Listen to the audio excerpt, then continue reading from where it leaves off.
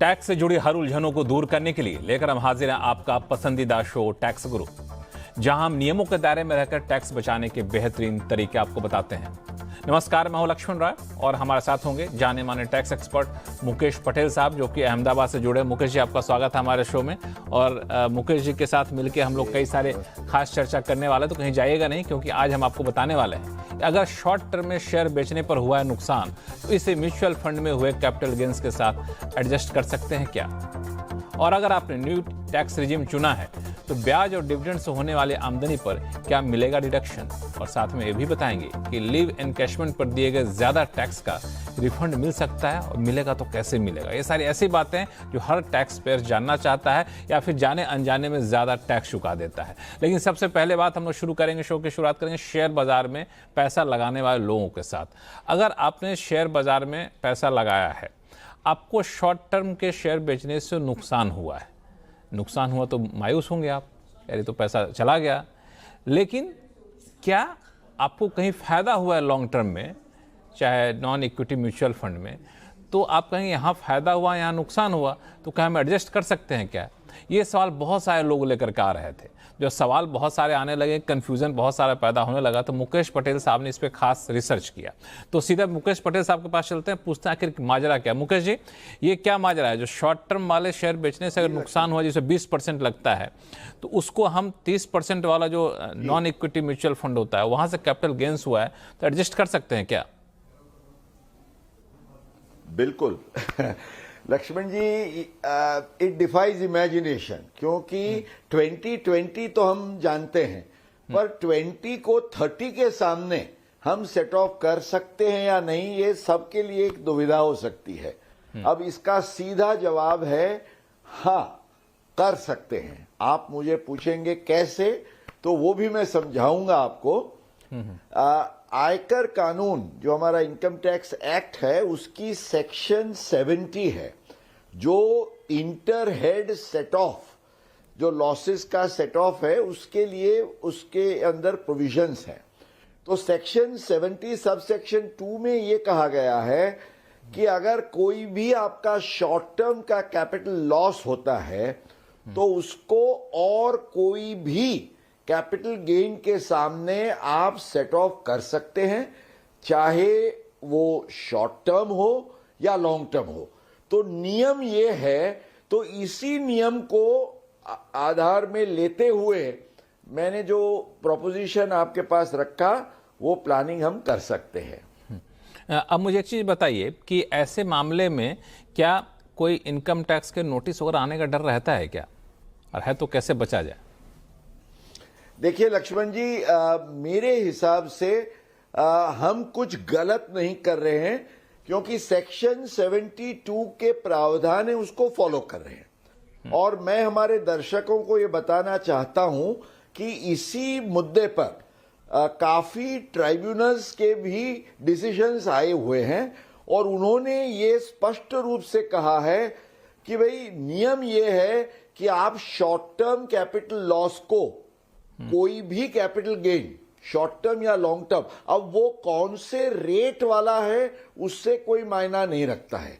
अगर 20% वाला इक्विटी का लॉस है, तो जैसे आपने बताया म्यूचुअल फंड के जो गेन्स होते हैं सेक्शन 50AA में नॉन इक्विटी के, वो सब 30% तक जा सकते हैं।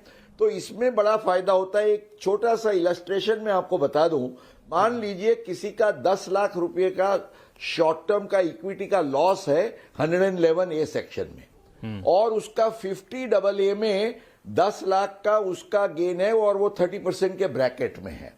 तो 30% के ब्रैकेट पर उसको जो टैक्स भरने का होगा वो 3 लाख का होगा।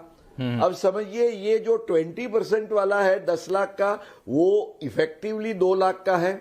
तो 3 लाख के सामने आप 2 लाख वाला टैक्स का लॉस सेट ऑफ करने से आपको सीधे सीधा 1 लाख का फायदा होगा। लक्ष्मण। ये आपने बड़ा बेहतरीन बताया। तो कई लोगों को कन्फ्यूजन ये था कि 20% वाला सिर्फ 20% के अगेंस्ट ही हम लोग सेट ऑफ कर सकते हैं, तो आपने बताया 20% को 30% के अगेंस्ट भी आप सेट ऑफ कर सकते हैं। ये वाकई कन्फ्यूजन था, जो बहुत सारे टैक्स कंसल्टेंट भी कई बार कंफ्यूज होते थे, तो आपने बड़े अच्छे से क्लैरिफाई कर दिया और एग्जाम्पल दे के बताया आपने, तो बहुत आसान भाषा में रहा। अब शुरू करते हैं सवाल जवाब का सिलसिला। सबसे पहले चलते हैं दिल्ली, जहां से अशोक कुमार जी हमारे साथ फोन लाइन पर जुड़ चुके हैं। अशोक जी नमस्कार। लक्ष्मण जी और मुकेश सर को मेरा नमस्कार। जी नमस्कार। सर मेरे मित्र के पास 2 सेल्फ ऑक्युपाइड हाउस है उसी एरिया में। उन्होंने ITR 2 फाइल किया है। उनकी इंटरेस्ट इनकम और सैलरी इनकम है। उन्होंने इनकम फ्रॉम हाउस प्रॉपर्टी में दोनों हाउस को सेल्फ ऑक्युपाइड दिखाकर एनुअल वैल्यू 0 दिखाकर इनकम फ्रॉम हाउस प्रॉपर्टी को 0 दिखाया है। लेकिन किसी ने कहा कि सेकेंड हाउस को डीम्ड रेंट दिखाकर वैकेंट डिडक्शन क्लेम कर एनुअल वैल्यू 0 दिखाना था। तो सर क्या हमें अब ITR रिवाइज करना चाहिए? मुकेश जी।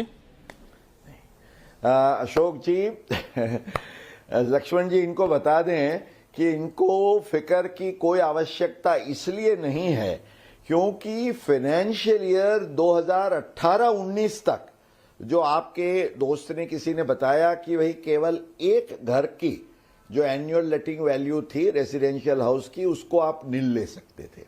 लेकिन वित्त मंत्री ने 2019-20 के वित्तीय वर्ष असेसमेंट ईयर 2020-21 से जो सुधार किया, उसके आधार से अब कोई भी टैक्स पेयर अपने 2 houses residential houses self occupied का नील वैल्यू दिखा सकता है।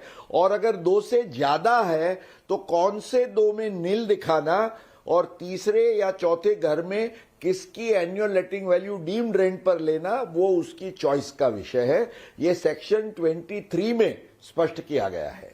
लक्ष्मण जी कोई कंफ्यूजन तो नहीं है अशोक जी? नहीं sir. Thank you sir, thank you. चलिए, थैंक यू सो मच हमारे शो में जुड़ने के लिए। चलते हैं बेंगलुरु, जहां से आशीष अग्रवाल साहब हमारे साथ फोन लाइन पे बने हुए हैं। आशीष जी नमस्कार, बताएं क्या सवाल आपके पास? लक्ष्मण जी, मुकेश जी नमस्कार। मेरा क्वेश्चन ये है, मैं 2010 तक यूनाइटेड स्टेट्स में एक IT कंपनी के लिए काम करता था और वहाँ रिटायरमेंट अकाउंट 401k में कंपनी स्पॉन्सर्ड अकाउंट था, उसमें कंट्रीब्यूट करता था। 2010 में इंडिया आने के बाद वो कंट्रीब्यूशन बंद कर दिया है और मैं उसके बाद से रेगुलर ITR फाइल करता रहा हूँ, but due to ignorance schedule FA में मैंने कभी उसको फॉरेन एसेट में नहीं दिखाया। तो इस बार ITR फाइल करते हुए फिर मैंने रिवाइज किया, उसको शेड्यूल FA टेबल 2 में मैंने उसको दिखाया है। तो मेरा क्वेश्चन ये है कि ये शेड्यूल है, इसमें फॉरेन एसेट्स जो रिटायरमेंट अकाउंट था उसमें दिखाना जरूरी था या नहीं, इसके टैक्स इम्प्लीकेशंस क्या हैं, और जो प्रीवियस ITR मैंने फाइल किए हैं उनको मैं रिवाइज करना पर जरूरी है क्या? बिल्कुल। ये आपकी जो दुविधा है ना, बहुत सारे हम जिसको कहते हैं रिटर्निंग NRIs, उनके लिए एक कॉमन इश्यू है कि जो आयरा या 4001k कहते हैं, उनके सेविंग्स अकाउंट्स वगैरह जैसे हमारे NPS या प्रोविडेंट फंड वगैरह होता है, वहां उनको समकक्ष ये प्रोविजंस हैं। तो आप जब वहां काम करते थे वो पैसे आपने उसमें जमा किए और उसके नियमानुसार कुछ आपकी जब तक आपकी आयु 60 इयर्स प्लस नहीं होती है तब तक अगर आप ड्रॉ करते हैं तो पेनल्टी लगती है, इसलिए आमतौर से लोग उसको डिस्टर्ब नहीं करते हैं। अब ये 401k में आपने जो एक शेड्यूल FA में दिखाया वो बिल्कुल सही किया। हालांकि कई लोगों को ये पता नहीं था कि भाई ये हमें दिखाना है क्योंकि इट्स अ फॉरेन एसेट। आपके लिए संतोष की बात यह है कि ये कोई कंसील्ड एसेट या ब्लैक मनी वाला नहीं है, क्योंकि जब आपने ये निवेश किया था आप नॉन रेजिडेंट थे, आपकी सोर्स ऑफ इनकम वहीं की थी। अब सवाल ये है कि इतने सालों में आपके आने के बाद अब तक मैं समझता हूं, यू कैन क्लैरिफाई, जब तक आपका उसी अकाउंट का वैल्यू बढ़ता रहता है, जैसे म्यूचुअल फंड का हमारा निवेश होता है बढ़ता रहता है, और जब तक आप उसको रिडीम या लिक्विडेट नहीं करते हैं तब तक कोई इनकम नहीं होती है। तो अगर इन सालों में आपकी कोई इनकम नहीं हुई है तो इसकी ज्यादा चिंता न करते हुए आपने अभी से जो शुरू किया है अच्छा किया है। और ख्याल में ये रखिएगा कि जब भी रिडेम्पशन करते हैं तो प्रिंसिपल की कोई फिक्र नहीं है, पर वो जो एप्रिसिएशन है उसको आपको कैपिटल गेन्स के तौर से ऑफर करना होगा। I hope this is clear. इसमें मुकेश जी, जो एक बार आपको याद होगा, इनकम टैक्स डिपार्टमेंट ने सेक्शन 89A ऐसे लोगों के लिए इंट्रोड्यूस किया था। जी बिल्कुल, यही इसका ऑब्जेक्टिव था कि लक्ष्मण जी कि भाई ये जो फॉरेन एसेट थी लोगों को पता नहीं होता था और वो काफी दुविधा में रहते थे कि हम कब दिखाएं। तो मैंने जैसे कहा कि जब आपको रियल रिडेम्पशन होता है और कोई इनकम होती है तभी दिखाना है, तब तक आपको कोई फिक्र की आवश्यकता नहीं। कोई फिक्र रिवाइज कर दिया, नज 2 को फॉलो करते हुए बहुत अच्छा काम किया। चलिए आशीष जी, उम्मीद करता हूं कि आपकी उलझन यहां पे दूर हो गई होगी। चलते मुंबई, जहां से नितेश शर्मा जी हमारे साथ फोन लाइन पर जुड़े हुए हैं। नितेश जी नमस्कार, बताएं क्या सवाल आपके पास। नमस्कार सर। नमस्कार सर, एक्चुअली मैं 2022 में स्वीडन चल गया वहाँ पर काम करने के लिए, और इंडिया में मेरी कोई इनकम नहीं है, वहीं की सैलरी है सर। तो मैंने मतलब वहाँ से पैसे भेजे यहाँ पर इंडिया में, जैसे मेरा EMI चलता है और कुछ म्यूचुअल फंड्स में मैं इन्वेस्ट कर रहा था, उसको मैंने कंटिन्यू किया by sending the money via banking transaction. तो सर मैंने 2022 से फिर इंडिया में ITR फाइल करना बंद कर दिया था। तो क्या मुझे नज 2.0 के तहत ITR फाइल करना पड़ेगा? बस इतना सा क्वेश्चन था सर। नहीं, बिल्कुल बताएंगे मुकेश पटेल साहब, आप जैसे कई लोग बहुत अच्छा सवाल है, ऐसे उलझन उनके मन में होगी। बहुत अच्छा सवाल है लक्ष्मण जी, क्योंकि नज 2 के बारे में काफी कंफ्यूजन है। लोग ये मानते हैं टैक्स पेयर्स कि भाई हमारा फॉरेन में कोई भी एसेट हो तो वो दिखाना मैंडेटरी है, पर समझ लीजिए ये जो शेड्यूल FA भरने की जिम्मेवारी है वो केवल जो tax payers resident of India है, रेजिडेंट एंड ऑर्डिनरी रेजिडेंट, उन्हीं के लिए है। अब हमारे भाई साहब जो है वो तो he is a resident overseas, उनकी इंडिया में कोई इनकम नहीं है, ही इज एन NRI। तो उनके जैसे NRIs जो है उनको शायद नोटिस तो गई होगी, क्योंकि डिपार्टमेंट को पता नहीं है आपका residential status. But if you are a non resident या NRI, आपको चिंता का कोई कारण नहीं है। You are under no obligation to respond to nudge 2 and declare any foreign asset, क्योंकि you are exempt from that। केवल जैसे हमने अगले सवाल में देखा कि यहाँ आने के बाद आपका कोई एसेट है तो उसको डिक्लेयर करना है। I hope I have made this point clear. Nitesh ji clear है? सर एक ही थी, अभी मैं वर्क परमिट पे हूँ, अभी मैं रेजिडेंसी नहीं मिली है। उससे कोई फर्क पड़ता है मुकेश जी? मतलब नहीं है, क्योंकि नहीं, मैं बताऊं लक्ष्मण जी, इंडियन इनकम टैक्स के हेतु सर आप 182 डेज से ज्यादा अगर आप बाहर रहते हैं तो आपका रेजिडेंशियल स्टेटस जो है वो नॉन रेजिडेंट हो जाता है। तो फिर आपको कोई रिटर्न और यहां इनकम भी नहीं है। अगर इनकम होती तो केवल इंडियन इनकम दिखानी थी, आपको फॉरेन इनकम या फॉरेन एसेट नहीं दिखानी है। तो इसकी फिक्र छोड़ दीजिए। आपका सिटीजनशिप या PR का क्या स्टेटस है उससे कोई आपका मतलब नहीं रखता है। फिर भी कोई आगे चलकर कोई दिक्कत तो, कोई कंफ्यूजन नितेश जी, तो बिल्कुल tax@moneycontrol.com पे लिखिएगा। आगे भी हम लोग आपकी उलझनों को दूर करने की कोशिश करेंगे। और फिलहाल वक्त है छोटे से ब्रेक का।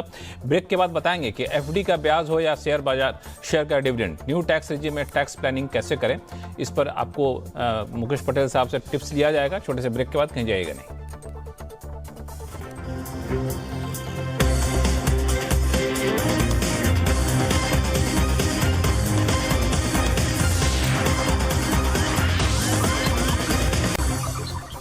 ब्रेक के बाद एक बार फिर से आपका स्वागत है। आप देख रहे हैं टैक्स गुरु और आपके सवालों का जवाब देने के लिए हमारे साथ बने हुए हैं जाने माने टैक्स एक्सपर्ट मुकेश पटेल साहब अहमदाबाद से। मुकेश जी, एक सवाल मेरा यह है कि ओल्ड टैक्स रिजिम में तो था कि आप ब्याज का डिडक्शन ले सकते थे, डिविडेंड इनकम डिडक्शन ले सकते थे, लेकिन न्यू टैक्स रिजिम में जो लोग हैं उनके लिए भी कुछ ऐसी सुविधा है क्या? कई लोग पूछ रहे हैं सवाल। लक्ष्मण जी, कई लोगों को ये एक इम्प्रेशन है कि भी नए रेजिम में तो इंटरेस्ट और डिविडेंड के लिए कोई भी डिडक्शन का प्रावधान नहीं है। ये इम्प्रेशन गलत है। हालांकि जो चैप्टर 6 से 80 फैमिली के डिडक्शंस होते थे वो आपको नहीं मिलेंगे। बट दो बात करें ले हम, डिविडेंड और इंटरेस्ट। तो जो डिविडेंड इनकम है वो इनकम फ्रॉम अदर सोर्सेज में आप सेक्शन 56 के तहत ऑफर करते हैं। अब सेक्शन 57 है, उसमें एक स्पेशल प्रोविजन है और वो ओल्ड हो या न्यू हो उसमें कोई फर्क नहीं पड़ता है। आप जो भी रजीम चुना हो उसमें आपको ये मिल सकता है फायदा। क्या फायदा? तो जो डिविडेंड की इनकम है, अब कई बार ऐसा होता है आपने डिविडेंड शेयर्स में निवेश करने के लिए कोई पैसे बोरो किए किसी से, उस पर आप ब्याज चुका रहे हैं और यहां आपकी डिविडेंड की इनकम होती है। तो ये बड़ा अच्छा प्रोविजन है कि आपकी जितनी भी डिविडेंड इनकम है उसकी 20% सीमा में, 20% limit of your dividend income, आपको अगर आप कोई इंटरेस्ट पे कर रहे हैं ऑन बोरोइंग फॉर शेयर्स, वो आपको सीधा मिल सकता है।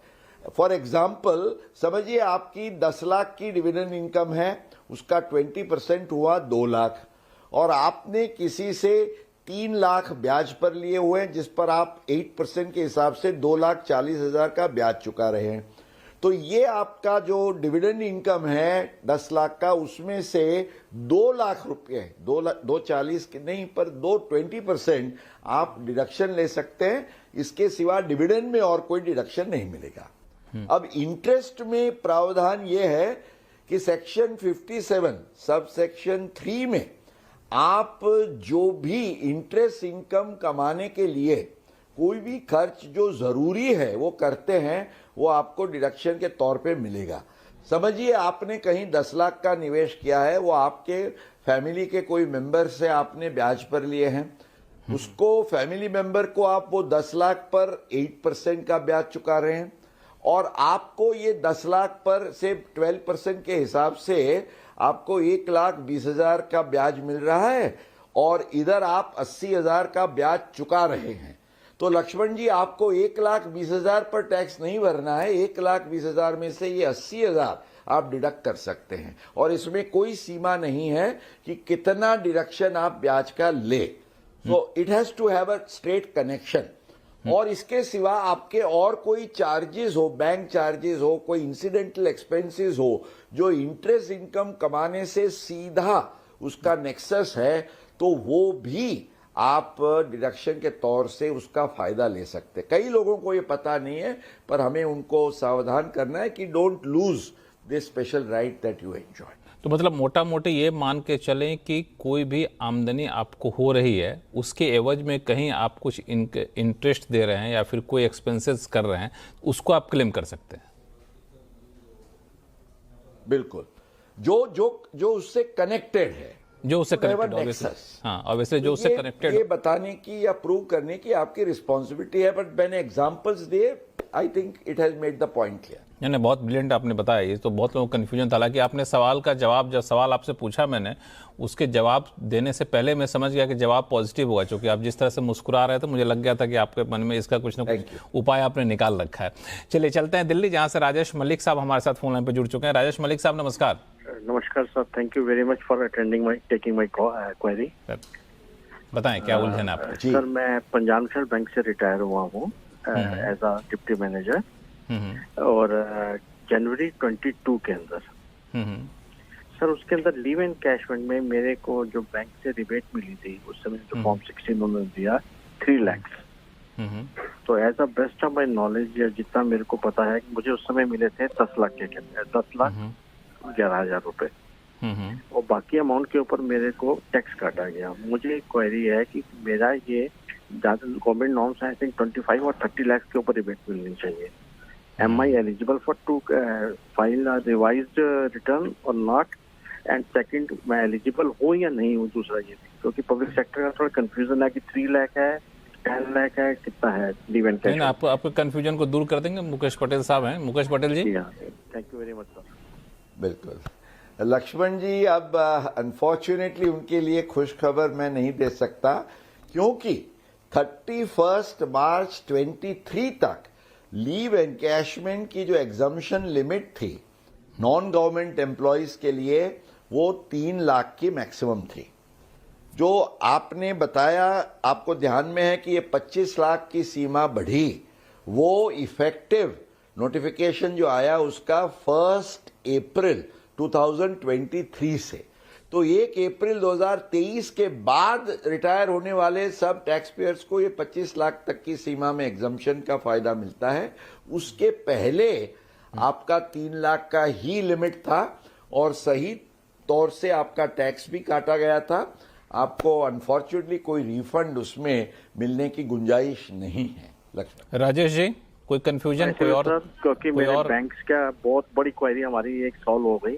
हमारे पूरे बैंक में इंडस्ट्री में क्लियर ही नहीं था और बहुत हमारे ग्रुप्स में ये चल रहा था कि हमें मिल सकता है। बिल्कुल, इसको आप बाकी जी ये बाकी अपने साथियों को भी दिखाइएगा, इसका वीडियो भी आपको सोशल मीडिया पे मिलेगा। के लिए तो है ना, सबकी दुविधा दूर करने के लिए। आगे कोई भी दुविधा हो आप संपर्क करिएगा tax@moneycontrol.com पर। ऐसे ही टैक्स गुरु से सीधा आप कामना सामना हम करवाएंगे।